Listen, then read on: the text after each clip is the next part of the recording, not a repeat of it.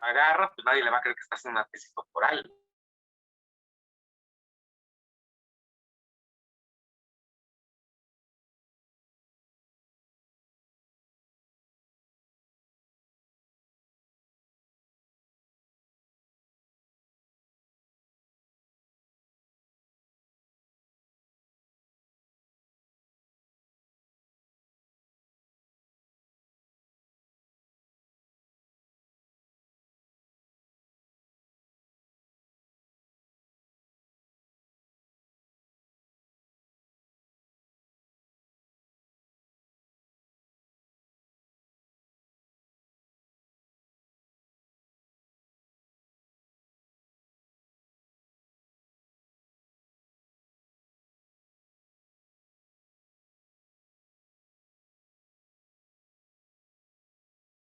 Ya, ahora sí. Buenas tardes a todos. Estamos haciendo una prueba de audio. ¿Nos escuchan? Ahí pongan el dedito los que están en Zoom, si son tan amables, nada más para saber si se oye bien.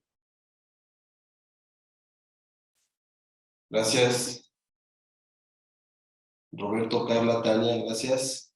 ¿Sí se escucha bien? ¿Puedes hablar una frase o dos, Adriana? Buenas noches, buenas tardes.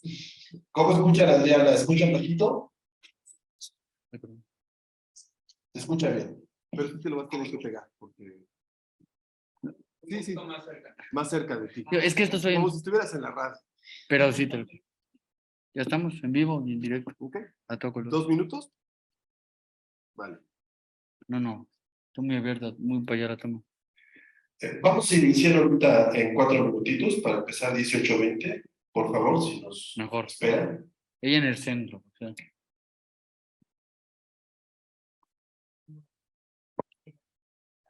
Sí.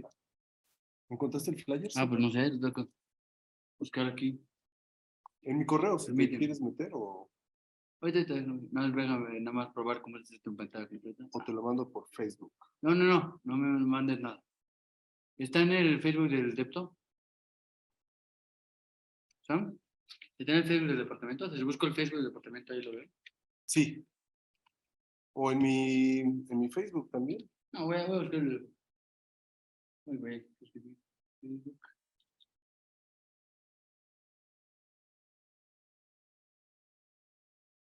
Jule. ¿Cómo no tiene internet?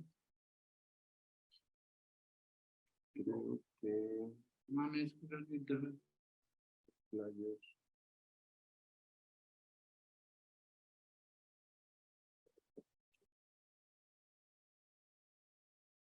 Tu madre no tiene internet. Qué horror. ¿Qué desconectó el cable de...? Sí. Ah, bueno, así déjalo. O no le muevas. No, está aquí en el piso el cable de red, nomás lo conecto.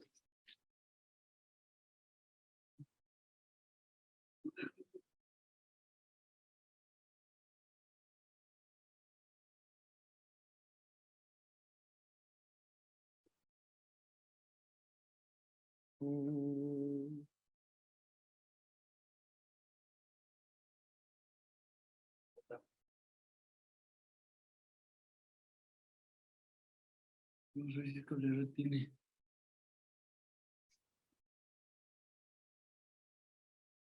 No. Ok, ¿me puedes mandar el contacto de Pablo Sí, para WhatsApp? claro que sí. Yo voy a pasarlo para Liz. Sí. El teléfono ahí. Sí, en este momento. O sea, te vas a quedar con tus ganas de tu flyer. Vale, no pasa nada.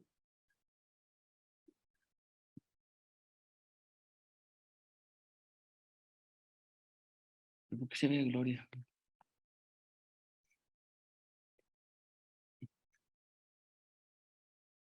Mm.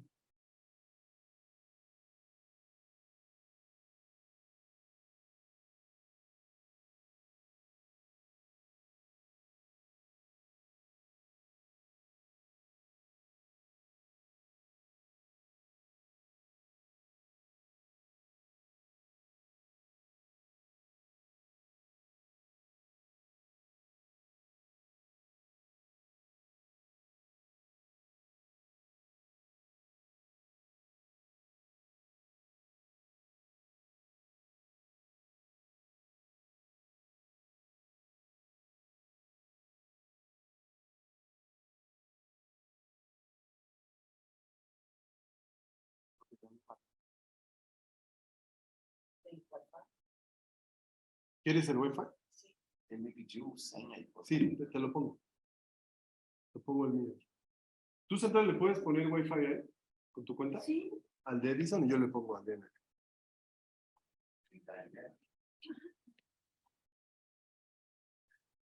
Entonces, quita tu acción horrible. ¿No?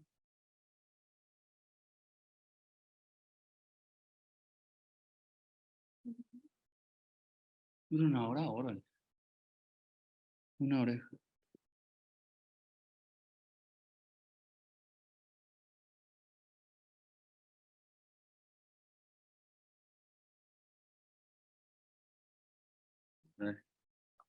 Bien, buenas tardes. Buenas tardes a todos. A nombre del área de posgrados del Departamento de Comunicación, les queremos dar las gracias. Bienvenidos a los que están conectados en Zoom y también a las personas que están aquí en el aula Fernando Bustos. Vamos a llevar a cabo la primera actividad de la profesora, la doctora Adriana Andrade Braga. Ella es profesora visitante en el programa de cursos cortos del Departamento de Comunicación de este verano 2023.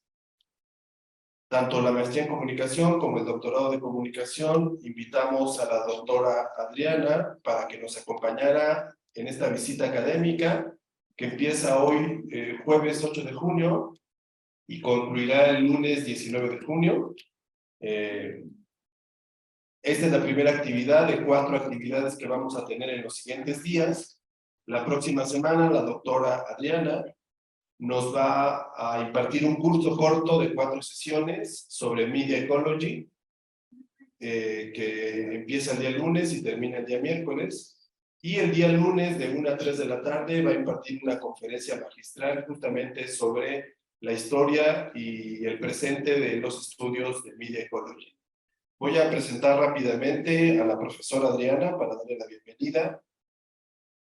Bueno, ella es actualmente investigadora y profesora titular en el Departamento de Comunicación en la Universidad Pontificia Católica de Río de Janeiro, que es una universidad jesuita, de la red de universidades jesuitas. Ella estudió psicología, y estudió en la licenciatura, estudió psicología y estudió la maestría y doctorado en comunicación. Ella actualmente es, entre otras cosas, es presidenta de la Media Ecology Association, que en 15 días, bueno, en 10 días va a llevar a cabo su reunión anual, su congreso en la ciudad de Nueva York. Ella es presidenta de esta organización académica. Actualmente también colabora en el laboratorio de Digital Media. Es también investigadora del Sistema de Ciencia del Brasil, el CNPq, y bueno, ella es experta en diferentes temáticas, ha obtenido diferentes reconocimientos por sus publicaciones desde hace varios años. Y bueno, pues Adriana, te queremos dar las gracias, bienvenida a tu casa, a la Ibero, Universidad Jesuita. Nos da mucho gusto recibirte aquí en la Ciudad de México. Y sobre todo, qué maravilloso que empecemos con esta proyección del documental que llevaste a cabo y que se presentó apenas en noviembre pasado. Se hizo público apenas en noviembre pasado. Y bueno, qué mejor que escucharte a ti para que nos platiques previamente antes de ver el documental. El documental dura 62 minutos, pero antes le vamos a dar la palabra a la doctora Adriana para que nos dé un contexto. Así que gracias, Adriana, y bienvenida. Muchas gracias, Samuel. Es un grande placer y una gran honor estar aquí en la Universidad Iberoamericana. Me gustaría agradecer al Departamento de Comunicación Social, al maestro Samuel Martínez, a la directiva del departamento que permitieron este encuentro. Les agradezco muchísimo por la oportunidad de este intercambio académico que espero nos tenga muchos frutos. Eu vou tentar hablar en español. Okay. Para introducción de la película, empezaré con una breve introducción sobre la Escuela de Chicago, Escuela Sociológica de Chicago, y el proyecto de la cual esta película es uno de los resultados y luego les muestro la película que habla por sí. La producción teórica de la llamada Escuela de Chicago ha sido considerada una rama disciplinar ligada a sociología norteamericana. Sus características más distintivas serían el énfasis metodológico en la investigación empírica, etnográfica en particular, el enfoque en el análisis de situaciones sociales particulares, también llamada microsociología, la exploración del fenómeno urbano como campo preferente de investigación. Teóricamente, la perspectiva de Chicago se basea en el llamado pragmatismo estadounidense, de finales del siglo XIX, en particular en la filosofía de William James, John Dewey, George Herbert Mead y Charles Sanders Peirce, así como en la sociología formal de George Simmel, es decir, un campo teórico multidisciplinar desde sus orígenes. Además de la importancia y relevancia de la Escuela de Chicago para el pensamiento social contemporáneo, este proyecto buscó destacar entre las diversas aplicaciones de esta perspectiva teórico-metodológica el análisis de las prácticas mediáticas a partir de textos clásicos de esta escuela, así como una historia de su apropiación por los estudios de comunicación en Brasil. Este proyecto fue desarrollado en el marco del programa de posgrado senior financiado por el CNPq, Consejo Nacional de Desarrollo Científico y Tecnológico, organismo que promueve la investigación científica en Brasil.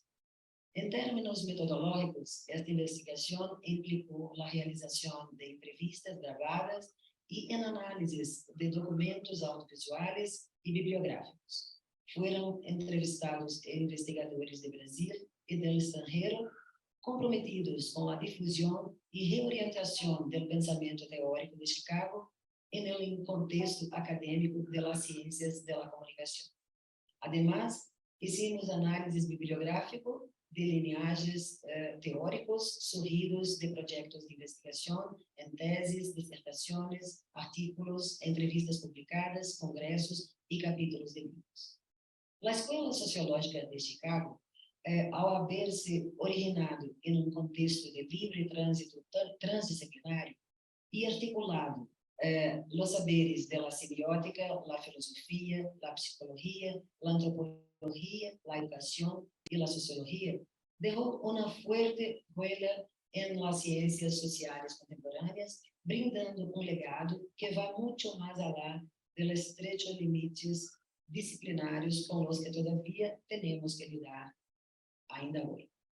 El énfasis en el punto de vista de la gente común, la concepción de un mundo social resultante de las interacciones sociales a pequeña escala y la consideración de que la sociabilidad es mucho más que futilidad, hacen de esta perspectiva teórica metodológica de Chicago una contribución fundamental para los estudios de comunicación contemporáneos.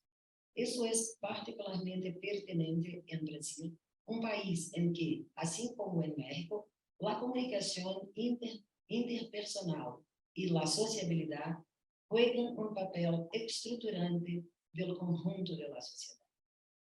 Las múltiples consecuencias y posibilidades de esta perspectiva de investigación apuntan a su pujança como estrategia epistemológica en las ciencias de la comunicación, promoviendo estudios centrados en las personas y sus interacciones, y en la forma en que ellas colectivamente producen el universo de fenómenos que estudiamos.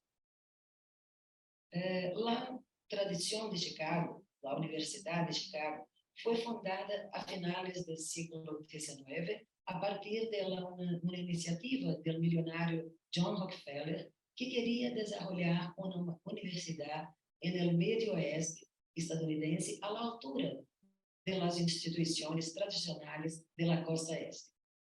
Para esta empresa contrató el filósofo Albion Small, quien iniciaría una de las principales corrientes del pensamiento sociológico contemporáneo. El Departamento de Sociología de la Universidad de Chicago nació junto con la propia universidad en 1890.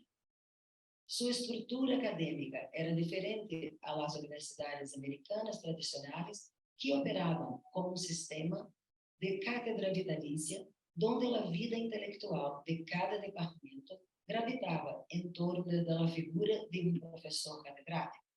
En Chicago, hubo mucho diálogo entre los diferentes departamentos y, sin catedráticos, se sentaron las bases de una gran innovación teórica y metodológica en el pensamiento social, basada en el tránsito interdisciplinar.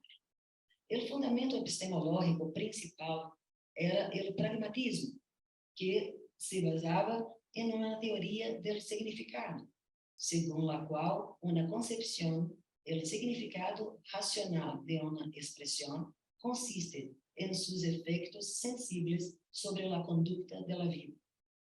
Esta premisa aparentemente simple, que relaciona el conocimiento con la experiencia concreta, implica una profunda reorientación filosófica relativista y empirista, que daría en gran medida el carácter distintivo de la perspectiva de esta escuela.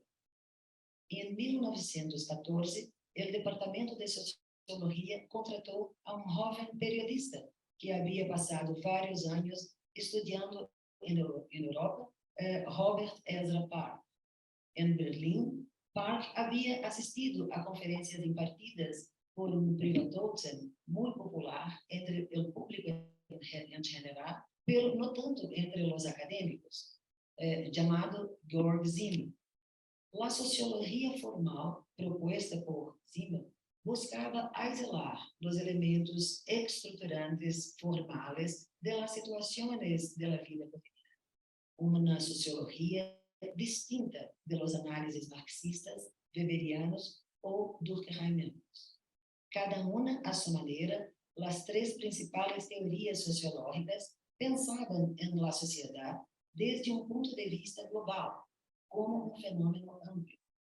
Simmel partió del punto de vista de lo empíricamente observado, de las situaciones de la vida cotidiana, para desde allí pensar la vida en sociedad y sus dinámicas. Los estudios de Chicago fueron pioneros en explorar etnográficamente los entresijos de la metrópolis multicultural, el Chicago de los años 30.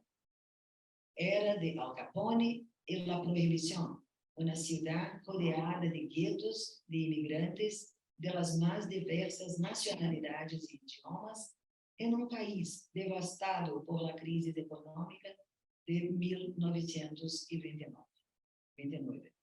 Durante este periodo, se publican obras clásicas de la antropología urbana, como Street Corner Society, de William Footwhite, una etnografía realizada en un barrio pobre italiano en Boston, o Black Metropolis, de St. Clair Drake, William Wilson y Richard Wright, sobre la formación y la vida cotidiana de los guetos negros de Chicago. El periodo en que el Departamento de Sociología de la Universidad de Chicago dominó la escena académica estadounidense entre los años 20 y 50, fue también el periodo en que aparecieron y se implantaron en esa sociedad los medios de comunicación electrónicos masivos, la radio en los años 20 y televisión desde la década de 30 en adelante.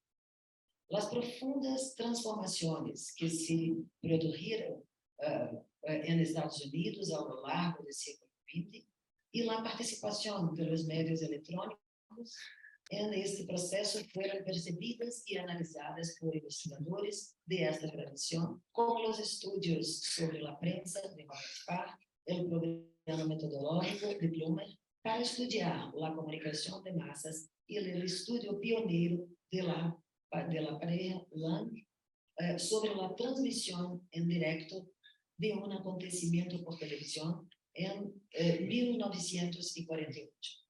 Aun cuando no abordan directamente los fenómenos mediáticos, la representación de la sociedad como acción colectiva proporciona un marco teórico consistente para el estudio de fenómenos de esta naturaleza. La película, la producción de la película, voy a hablar un poquito sobre eso.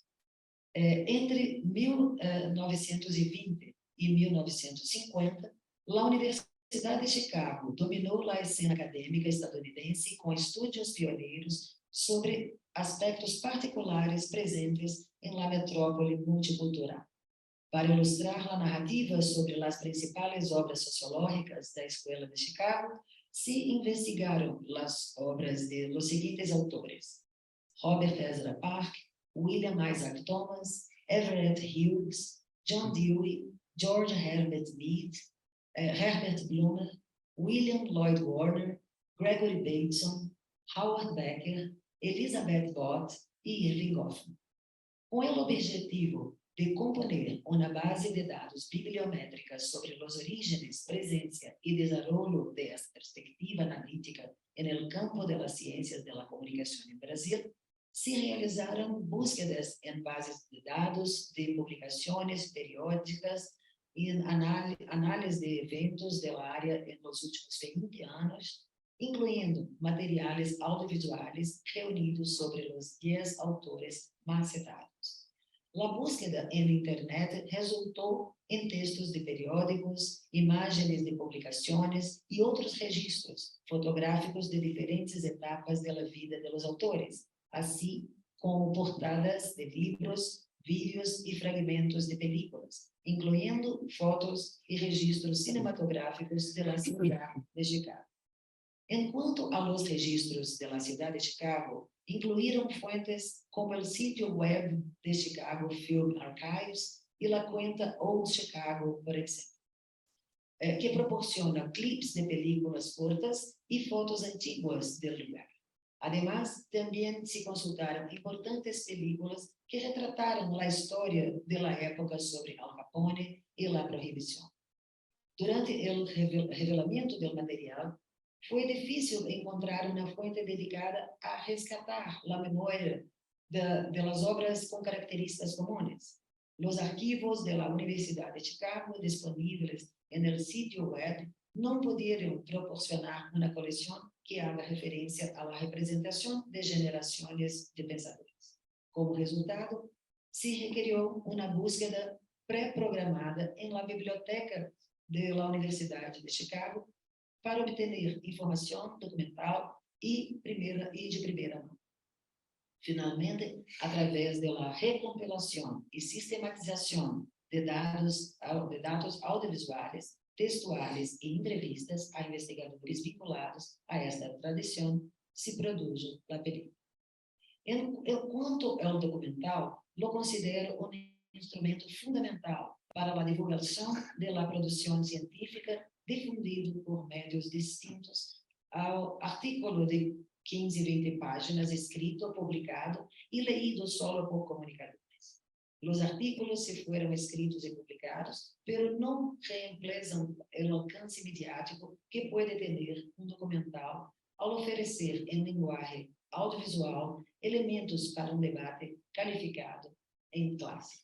Esse produto de investigação, ao que é denominado vídeo artículo, pretende servir como uma ferramenta de apoio pedagógico para as faculdades e escolas de comunicação social de todo o mundo, já que o documental está disponível de forma gratuita na internet.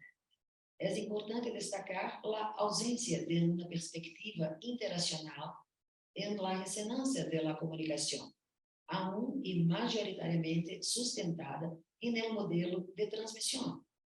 O modelo transmissional considera a comunicação como transmissão de informações, em detrimento de uma perspectiva ritual que compreende a comunicação como interação social e ação coletiva. Ao tratar-se de documental acadêmico, se pode negociar sua emissão em canais de TV públicos e universitários, assim como exibições em congressos e encontros de investigadores de la comunicación. Benjamin, de película de collage o película de guerrilha, uma vez foi hecho em oficina de estudantes em laboratório de sonido e audiovisual na universidade. Em termos metodológicos, essa investigação implicou a realização de uma série de atividades com a participação ativa dos estudantes, participantes de GRID, Grupo de Investigação e Interação Digital, e as instalações do Departamento de Comunicação Social da PUC-Rio, instituição onde se levou a cabo o projeto. Inicialmente, se brindou capacitação em investigação documental e bibliográfica a los estudantes participantes da investigação, com o fim de organizar a produção coletiva de documentos. Ao mesmo tempo, os estudantes receberam capacitação em la realização, gravação, transcrição e edição de entrevistas em áudio e vídeo. Foram entrevistados científicos brasileiros e estrangeiros comprometidos com a difusão do pensamento de Chicago, de várias áreas, de antropologia, sociologia e linguística.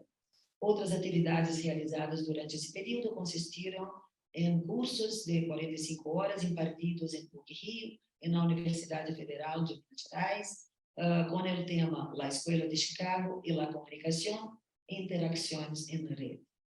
Además, a produção incluiu principalmente a montagem deste documental que considero esse instrumento fundamental de divulgação para a produção científica.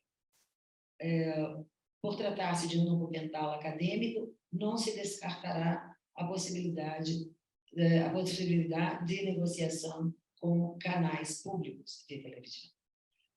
Esse artigo já foi publicado em um periódico científico em Canadá, com o nome de Video Article. É isso. Agora invito para assistir a película. Muchas gracias, Adriana. Si quieres sentarte de este lado, voy a apagar la luz. Vamos a empezar primero haciendo la transmisión en Zoom y después vamos a proyectarla aquí en el aula.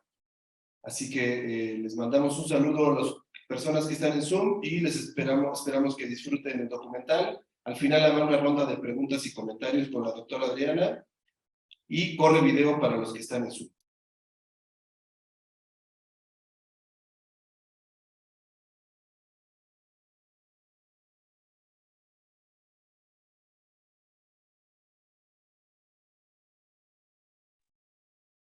Vamos a prender la luz un minutito para continuar.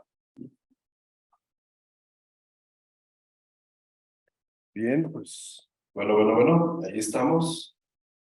Muchas gracias por mantenerse conectados.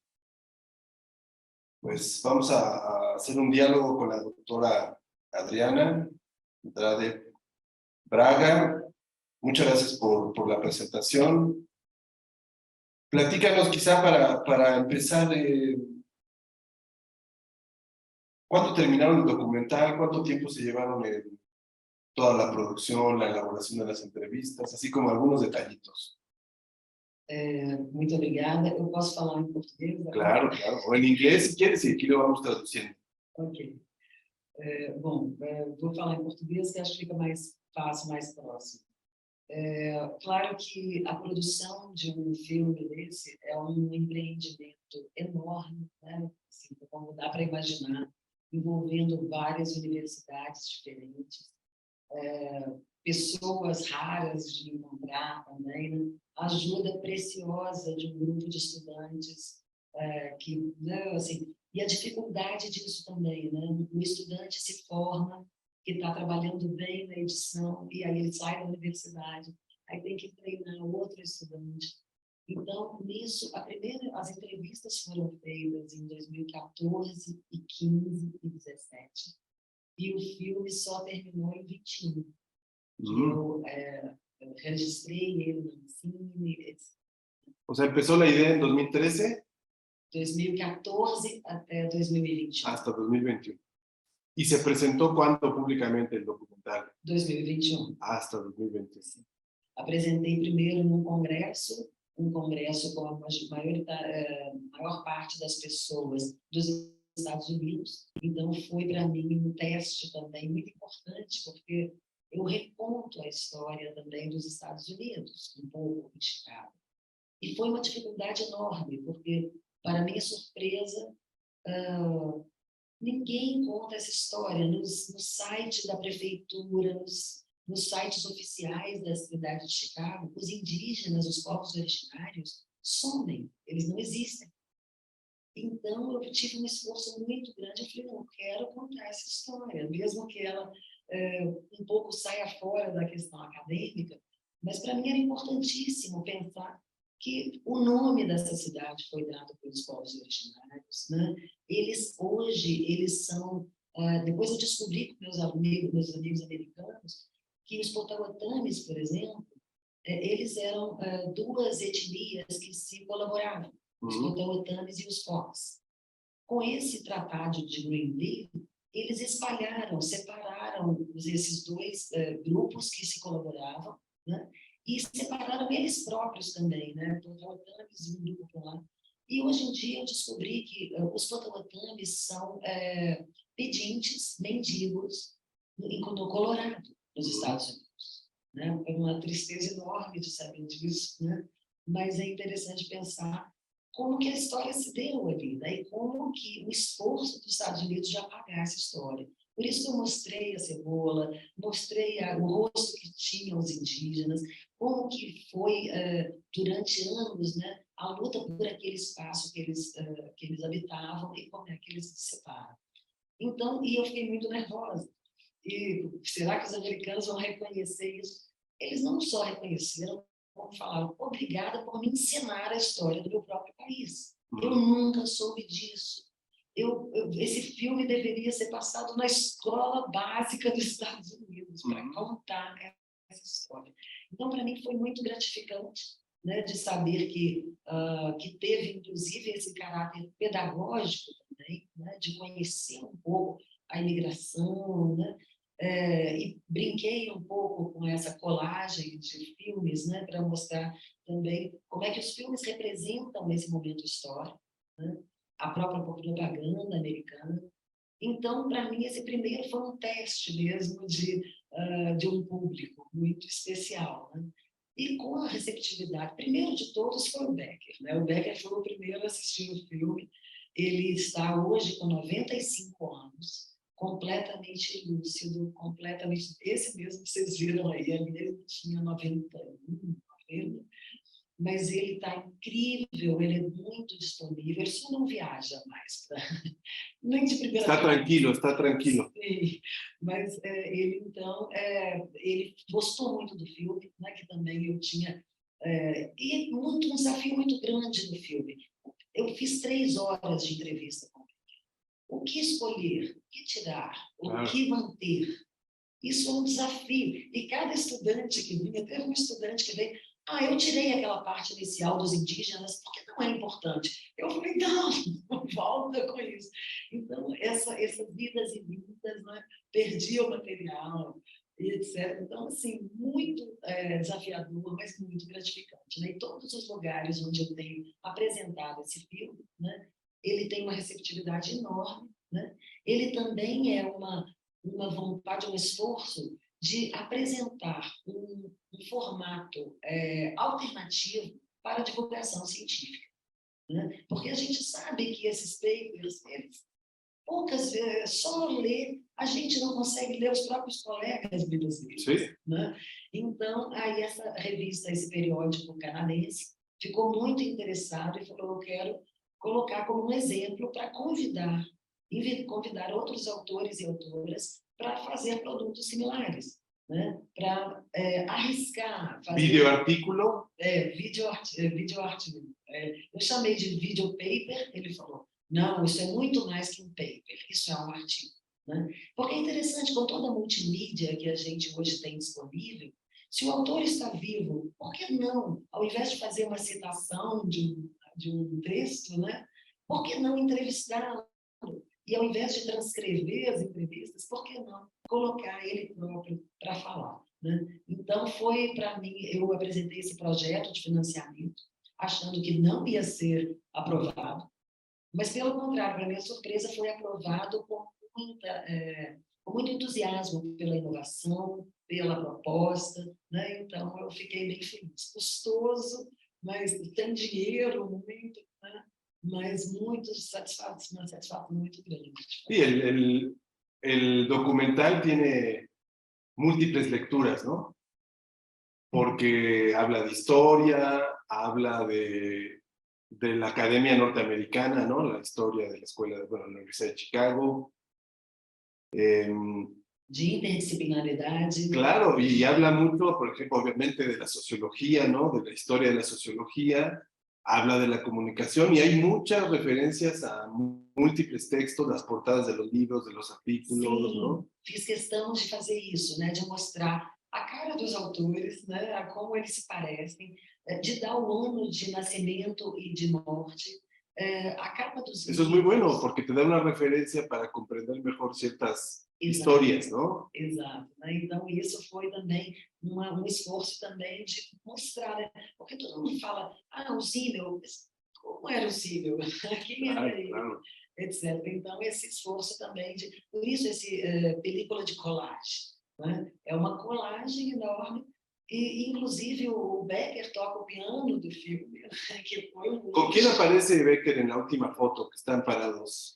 Aquela foto é a foto do livro dele. Ele tem um livro que se chama Parole et Musique. Ya. Ele falou que ele era diferente na universidade dele, na Universidade de Chicago. Todos os colegas eram pagos, os pais pagavam a universidade. Ele não tinha dinheiro, os pais não tinham dinheiro, então ele estudava de dia e de noite tocava num piano jazz bar. E com aquele dinheiro que ele ganhava, ele era músico profissional, e ele tocava e então pagava a universidade com isso. Né? Então, assim, por isso que ele tem também essa sensibilidade muito grande, né? Então, eu fui a Chicago, em St. Clark Street, onde ele tocava. Então, você tem um material imenso que eu ainda pretendo colocar na íntegra no YouTube. Isso é uma segunda parte desse projeto, porque ese desafío, que cortar o que tirar. Hay mucho material que se quedó fuera que puede servir para hacer piezas diferentes. Claro, então eu vou colocar todas as entrevistas na íntegra de cada desses autores. E essa diversidade também, que eu gosto muito no filme, de línguas, né? É um inglês Sí, falado. francés, faltó nada más castellano. Pois é, se você descobrir alguém que trabalha com a Escola de Chicago, mais aproximadamente. Mas isso, né? E mesmo o inglês, tem o inglês da Inglaterra, tem o inglês do americano, tem o francês, tem o português de Portugal, né? Os brasileiros que foram estudantes, foram a Chicago estudar com Becker e que são hoje no Brasil pessoas importantes também. E, então, sim, uma alegria fazer esse filme, né? E ali também com os estudantes, né? Todos se apaixonaram com Howard Becker, todos, Claro, sem nenhuma exceção. ¿No? Es un mito, Howard Becker. Bueno, pues no sé si allá en Zoom hay alguien que quiera hacer un comentario, una pregunta, o Sandra, no sé. A ver, pero te presto el micrófono para que se grabe. Gracias. Y pues me pareció una forma muy creativa de presentarnos. Como bien dice, no solamente es un paper donde se presentan entrevistas, sino esta combinación de arte, incluso de una manera artística, de música, de fotografías, y pues conocer de viva voz de los autores me parece muy interesante, ¿no? Y también, bueno, quisiera hacer una pregunta. Si bien me parece que esta corriente nos enseña las interacciones, como se mencionaba, si hay alguna forma o si actualmente se pudiera adaptar a las nuevas tecnologías, por ejemplo, o cuál sería la posición de si es necesario hacer algunas modificaciones o hay algunas otras corrientes que se pueden plantear, sobre todo para las nuevas tecnologías. Si bien es cierto que se habla de estas relaciones entre la sociedad y las interacciones, pero parece que que el avance tecnológico va muy rápido, ¿no? Y si se puede todavía adaptarlo o se pueden hacer algunos cambios.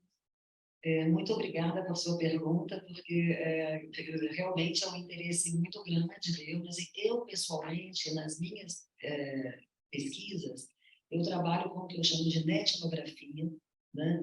A netnografia ela já está sendo usada, claro que a técnica principal, por excelência da Escola de Chicago, é a etnografia, né? Como a gente... Sí, en castellano se utiliza mucho etnografía digital, ¿no? En español. Sim, mas hoje em dia parece que o termo etnografia entrou na moda, né? É uma teoria que entrou na moda, o nome. Então tem usos muito variados para chamados de etnografia. O maior exemplo que eu dou é o Kozinex, né? O Kozinex que ele trabalha, ele chama de netnography,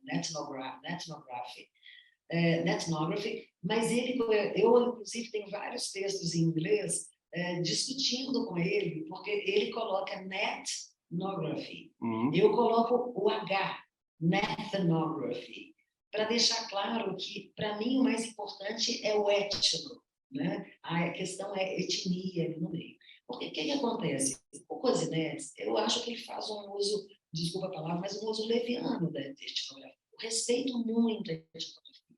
É uma técnica tradicional, desenvolvida por mais de 100 anos, né? Seríssima, com resultados incríveis. E ele vem do marketing, para começar, né? Ele vem do marketing. Problema nenhum a pesquisa que ele faz. O problema é ele chamar de etnografia. Aí ele começa a adjetivar a etnografia. Ele fala etnografia rápida. Para mim, etnografia rápida é um contrassenso. Claro, claro. Uma etnografia nunca pode ser rápida, né? Você tem que ter O sea, tú defenderías más bien una postura de una visión tradicional de etnografía aplicada en entornos digitales, ¿no? Exatamente. No viéndolo de forma ligera, ni como algo rápido, sino superficial. A minha tese de doutorado é uma observação de 4 anos de um perfil de mulheres, onde mulheres elas se chamam moderns, que é uma corruptela entre mães modernas, né? Elas se auto-intitulam mães modernas, e eu vou observar ali nesse ambiente digital como que a conversa entre mulheres, que socialmente foi desvalorizada, a mulher fala coisa fútil, de cabelo, de neném, de marido, essas coisas domésticas, e então as mulheres modernas no ambiente social, em certo tempo, para ser moderna, ela teria que falar de música, mundo, política. Quando elas vão para a internet, eu pensei, o que elas fazem lá? Né? A pergunta da etnografia básica, o que elas fazem ali? Né? E para mim foi incrível descobrir, com essa minha pesquisa, que elas fazem as mesmas coisas que faziam nos ambientes sociais, mas ali elas estavam livres desse preconceito de papo de mulher. Né? Elas falavam sobre as questões femininas, mas ali elas eram entendidas como influencers, blogueiras. Né? A tecnologia empresta a elas uma modernidade que não interessa o assunto, interessa elas, né, um lugar renovado para a interação entre mulheres. Então, isso para mim foi uma pesquisa incrível, mas eu dediquei 50 páginas da minha tese para fazer essa adaptação, essa transposição da etnografia tradicional para aquele ambiente renovado. Né? Então, não é assim, porque hoje em dia as pessoas tomam como sinônimo observação, sinônimo etnografia. Não é qualquer observação que é etnografia, é uma observação muito específica, muito, com várias... Você tem que ter um diário de campo, você tem que observar por longo tempo, né? Você vai fazer alguma entrevista, mas as entrevistas, se forem necessárias, elas são entrevistas em profundidade e não uma entrevista por e-mail, né? Que hoje em dia se faz entrevistas por e-mail. Então, quer dizer, eu sou muito crítica disso, né? Então, eu tenho vários, posso até depois passar links desses papers que eu tenho alguns em inglês, alguns em português, mas eu estou sempre questionando esse uso rápido, ligeiro, né? E leviano até com o uso de uma tradição tão importante. né? Então, eu acho que é possível, sim, fazer, né, uma etnografia, mas respeitando isso, né? E as pessoas também colocam interação social, né, como sociabilidade como como sinônimo de interação social. Não, sociabilidade é um tipo específico de interação social. O sea, tú defenderías entonces la idea de que los conocimientos de la Escuela de Chicago, en eso que se etiquetó como interaccionismo simbólico, ¿no? Sí. Siguen siendo vigentes, aplicados al estudio de procesos de interacción, de comunicación en redes sociales, hoy en día en comunidades digitales. Sim, em qualquer ambiente, né? Assim, porque, por exemplo, as pessoas tomam como dado quando vão observar na internet, como se aquele fenômeno fosse independente e autocontido. Ele não é, né? As pessoas interagem ali, mas complementarmente a outras interações presenciais. Então, eu falo, na minha pesquisa, eu chamo que o importante é seguir os atores sociais.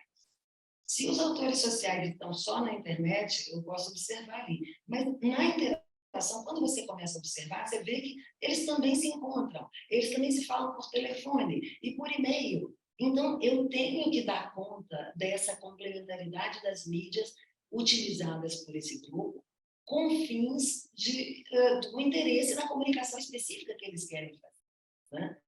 Então, eu acho que é totalmente possível, mas respeitando isso, seguir os atores, e não achar que o fenômeno ele se resume ao que está na rede, né? Nunca é assim, né? Tanto é que eu falo, olha, me passa por zap, porque eu não quero falar disso agora. A fotografia eu não gosto de colocar nas redes, então eu te passo por e-mail. As pessoas são competentes, inclusive como o William Thomas, que foi bastante falado, né? A etnometodologia vai falar isso também, que as pessoas são sociólogas em estado prático, né? Então, elas têm uma competência social para lidar com os ambientes, com as tecnologias, com o seu interesse, atendendo ao seu interesse específico por comunicação, né? Então, não é tomar as pessoas como estúpidas, elas sabem fazer isso, né? E o William Thomas, ele vai dizer isso, né? Também o que vem do pragmatismo, que eu acho super importante, tem um teorema de William Thomas que ele fala, qualquer situação tomada como real será real nas suas consequências, né? E isso, então, é super importante pensar isso, porque muitas vezes tem uns trabalhos que vão atrás de uma genealogia, de uma origem, né? E o pragmatismo vai pensar nisso, né? Assim, mesmo que, eu dou o exemplo das bruxas, né?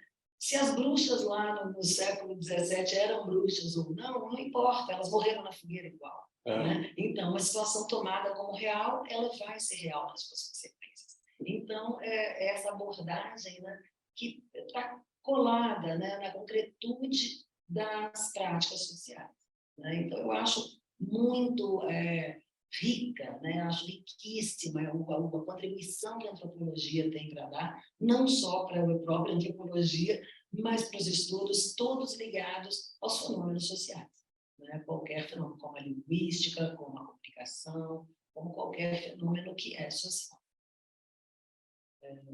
Muchas gracias, Adriana. ¿Alguien en Zoom que tenga una pregunta o comentario?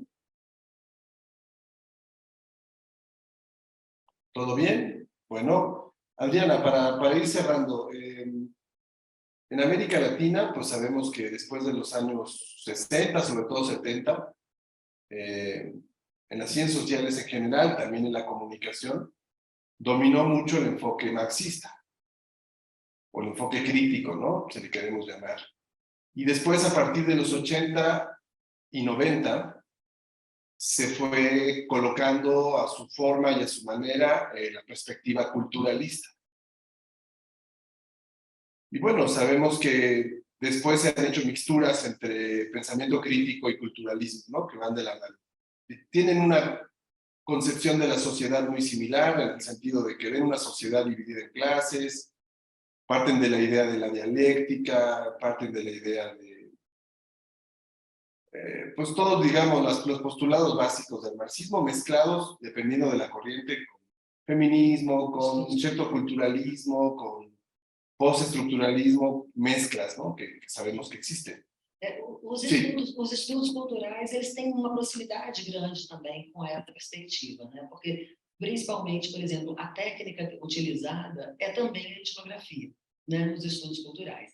E tem esse esforço de tentar entender, e também tem esse respeito às pessoas, né? Que as pessoas têm, elas olham os conteúdos midiáticos com crítica, elas também têm crítica, né? Elas não são lá, né, estúpidos culturais, elas não fazem uso, e foram os estudos culturais que fizeram essa virada aí, né? As mídias manipulando as pessoas, e as pessoas como se fossem esa cosa hipodérmica. Sí, todo el tema de la recepción, ¿no? Sí. Que es muy importante, el consumo, los usos. Exacto. Pero lo que te quería preguntar es, ¿por qué crees? Y yo siento que hay un paralelismo. Por un lado, de la Escuela de Chicago, sobre la cual en comunicación, creo que en varias partes de América Latina, en México, se conoce poco, se ha leído poco. Sí. Se conocen las referencias, ¿no? A la ecología, a Park, lo general, lo básico. Pero estoy 99% seguro que no se ha leído directamente a Mead, no se ha leído a Bloomer, no se ha leído a Garfinkel, ni se le ha comprendido. Se ha leído a Goffman, pero de Goffman se tiene una idea muy superficial, lamentablemente, en comunicación, reduciéndolo a la teoría dramatúrgica, como si eso fuera lo único, como una etiqueta, y no se le ha leído realmente a fondo. Obviamente no se conoce a Rod Watson, no se conoce a muchos otros autores, y a Howard Becker en comunicación, lamento confirmarlo, de que se le lee poco, se le cita poco, pocos lo conocen. Realmente creo que se conoce más en México en sociología, obviamente en antropología, pero no se le trabaja mucho, ¿no? Y pienso que esto se puede extender a otros países de América Latina en comunicación. Ahora, también creo que en América Latina, incluso actualmente, por un lado se cree que está rebasada la escuela de Chicago. Se asume de manera tajante, un poco ingenua, de que los postulados fuertes del pensamiento de la escuela de Chicago, de sus obras clásicas, ya fueron superados. Y mucha gente ya no recurre al interaccionismo simbólico, lo ve como algo del pasado. Y pasa lo mismo con otra escuela también de origen norteamericano muy importante, que es el funcionalismo. También creo que el funcionalismo es un gran desconocido en las escuelas de comunicación, en todos los niveles. En América Latina, en México me queda claro. Conozco muy poca gente que haya leído a Parsons, que era el gran sociólogo de la escuela funcionalista de Harvard, y conozco muy poca gente en comunicación que lo haya leído en serio. Por lo tanto, hay una visión muy pobre del funcionalismo, reduccionista, simplista, muy ingenua, como siento que también hay una visión muy pobre de la escuela de Chicago, ¿no? Sí. ¿A qué crees que se deba esta? Y no sé, y te quiero preguntar, en Brasil es igual, o sea, en Brasil, en las escuelas de comunicación, se desprecia por ignorancia los aportes de la escuela de Chicago que hoy en día se pueden utilizar, como le contestabas ahorita a Sandra. Lo mismo se podría pasar en algunos aspectos o categorías o postulados por el funcionalismo. ¿A qué crees que se debe ese olvido, ese desconocimiento de estas dos aportaciones del pensamiento sociológico norteamericano al mundo, de la escuela de Chicago y de funcionalismo? No Brasil é a mesma coisa, né? Assim, isso que você falou, assim, se ajusta para todo o ensino de comunicação no Brasil, né? E até na própria sociologia, né?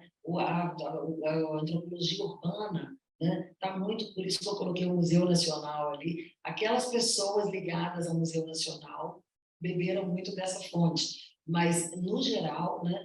Eu acho que primeiro tem uma questão, né? O curso de comunicação, ele é um curso muito técnico, né? E que é pouco crítico, pouco reflexivo, né? Porque é interessante isso, como é que a gente forma as pessoas para a atuação no mercado, né? Mas com uma ausência, muitas vezes, de uma crítica, né? De pensar aquilo, que isso deveria, para mim, e até esse filme ele tenta contribuir com isso, né? Porque é um modo mais palatável de ministrar esse tipo de conteúdo. Mas tanto os estudantes quanto os professores e as professoras, na pedagogia, na graduação, estão preocupadas em ensinar o que as grandes redes de televisão fazem, o que as grandes redes de internet fazem, né? Para copiar um modelo. E eu sempre falo, né? Eu falo isso muito nas minhas aulas, na universidade, lá com meus colegas também. Eu falo, a gente não tem que aprender com o mercado, a gente tem que ensinar o mercado, né? Então, tem uma inversão da escola com o mercado, né? Que é um tanto desse fascínio, né? Fica só no maravilhamento do que a tecnologia pode fazer. Olha como ela é maravilhosa, né? Mas toda maravilha cobra um preço. Claro. Né? E esse preço não é discutido. Esse outro lado, né, não é muito discutido, é evitado, né? E aqui o professor quer cada vez mais mostrar, olha como isso é maravilhoso, olha como agora a gente pode fazer isso, mostrando as novas tecnologias. E com essa ausência disso. E isso contribui o quê? Para um maniqueísmo das mídias, né? Que eu acho que não é nada produtivo. Né? Ou ela é totalmente boa, ou ela é totalmente má e nefasta. Né? Eu acho que a gente tem que achar um meio termo, né? De entender. E quanto mais você entende o funcionamento midiático, mais você usa para o seu benefício. Né? Enquanto ele é uma caixa preta, eu não sei o que acontece lá, e só, uau, que maravilha, né? A gente está refém daquilo. E, inclusive, está sustentando, né, os grandes vencedores dessa tecnologia, as 5 Big Techs aí, né? E batendo palma para ela, sem fazer essa crítica. Então, assim, eu acho que é fundamental, né, o estudo crítico, desde criancinha, desde a graduação, dos primeiros semestres, aprender junto, como apertar os botões, como manusear as máquinas, mas com a crítica do que você está fazendo. Eu tenho um texto, esse até está disponível online, que intitula-se Que Comunicação Ensina, Afinal, o Curso de Comunicação. Uhum. Tá? E eu vou, então... E qual é a tua resposta? eu vou colocar 3 modalidades de problemas, tanto na formação do comunicador, da comunicadora, quanto no maniqueísmo, né? Eu vou colocar 3 pontos ali de como que esse entendimento da mídia, né, como a maior maravilha do mundo, sem essa reflexão crítica, as consequências que elas vão ter, né, que elas vão ter. Assim, eu vou ali tentar desenvolver ali as consequências. E uma delas é o pensamento maniqueísta, né? Claro que as mídias merecem muita crítica, né? Mas ela tem algo, o McLuhan, ele vai falar, é muito famoso o McLuhan, quando ele fala das extensões, as tecnologias como extensões humanas, mas ninguém fala uma parte que ele fala também, que é esquecida, que ele fala que toda extensão provoca ao mesmo tempo, proporcionalmente, uma amputação. Né? Então, isso é importante, ele só lê a outra parte. Né? Então, quer dizer, quando eu tenho uma caneta na minha mão, eu tenho uma esferográfica, uma bolinha esferográfica aqui com tinta, mas eu não tenho mais o meu polegar opositor. Ele virou... Sería toda extensión toda tecnología como una extensión del cuerpo humano, amputa esa parte del cuerpo humano. Solo se usa para esa tecnología y dejas de utilizarla para otras cosas. Enquanto estamos andando em carros velozes, maravilhosos, os nossos pés estão parados, sedentários. Né? Então, quer dizer, tem uma amputação também. Isso tem que observar sempre. Né? Assim, desconfiar sempre. Para fazer um elogio a uma tecnologia, você tem que pensar o preço que a sociedade está pagando para impor para implementar aquela tecnologia. Né? Porque senão a gente fica, né, assim, olhando só um lado, ou luditas, né, querendo destruir aquilo, ou o que chama no Brasil de tecno-rosa, né, de achar que aquilo é só maravilhamento. Né? Então, e jogando contra a gente mesmo a favor do millonario, billonario, trillonario. Claro, está pasando eso ahorita con la inteligencia artificial en los medios de comunicación. Se está dando una atención desmedida y se está reaccionando socialmente de una cosa que parece preocupante. ¿Qué es lo que está pasando? ¿No? Cómo se están intentando adaptar las universidades, promoviendo cursos. Claro. sin saber exactamente de qué se está hablando, cuáles son sus consecuencias, y bueno, tú dices sin perspectiva crítica. E a questão também da falta dessas teorias que já são ultrapassadas, né? Tem muito isso também. Um autor novo parece que esqueceu todos os clássicos, né? Colocados como velhos. Eles não são velhos, eles são clássicos. Claro, claro. Isso faz muita diferença, né? E ler os clássicos... Oye, Adriana, y en los posgrados en Brasil, y concretamente en la PUC, ¿sí leen a los clásicos en los posgrados de comunicación? ¿O también ya Nos cursos. en los tuyos? En el resto de cursos no se suele leer a los clásicos. Agora está na moda, por exemplo, sei lá, o Bruno Latour. Sí, né? claro. Que O Byung-Chul Chan. ou Teoria Torrede, etc. Claro. Né? Ou então, enfim, a gente poderia falar várias nomes. Apesar do próprio Latour ser velho, né? Toda a obra dele, que eu adoro aquele texto dele, Jamais Fomos Modernos. Eu gosto muito daquele texto. Aquele texto ninguém dá. Todo mundo só dá Teoria Torrede, como se não tivesse um Walter Benjamin atrás dessa teoria, como se não tivesse um Marshall McLuhan atrás, que fez isso. E ele fala como se fosse uma grande novidade.